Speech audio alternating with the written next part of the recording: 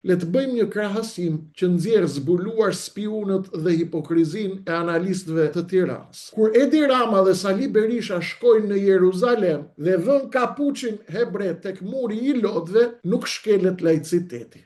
Askush nuk flet për këtë. Kur politikanët tanë shkojnë në Vatikan, takojnë papën dhe shkelet laiciteti, jo, nuk shkelet laiciteti.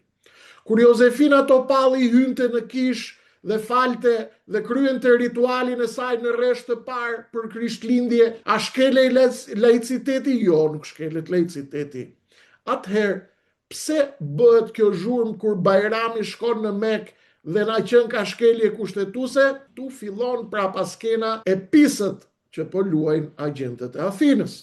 Burimet tona konfirmojnë se agjentët e Athinës të infiltruar thellë si në oborin e Ramës, ashtu dhe në rrethin e ngushtë të oborit të Sali Berishës, kanë rënë dakord në mënyrë të rrufeshme për të parë një okult. Ta sulmojnë Bajramin për Haxhillëkun. U dha urdhri që të dyja palët politike që gjoja shqyen njëra tjetrën gjithë ditën të bëheshin bashkë për të ushqyer këtë teatër absurd. Pse? Sepse kjo luftë artificiale i konvenon të dyja krahëve, Ramës dhe Berishës, për të fshehur pazaret e tyre me Athinën, duke e bërë lojën e diplomacisë greke në Tiranë.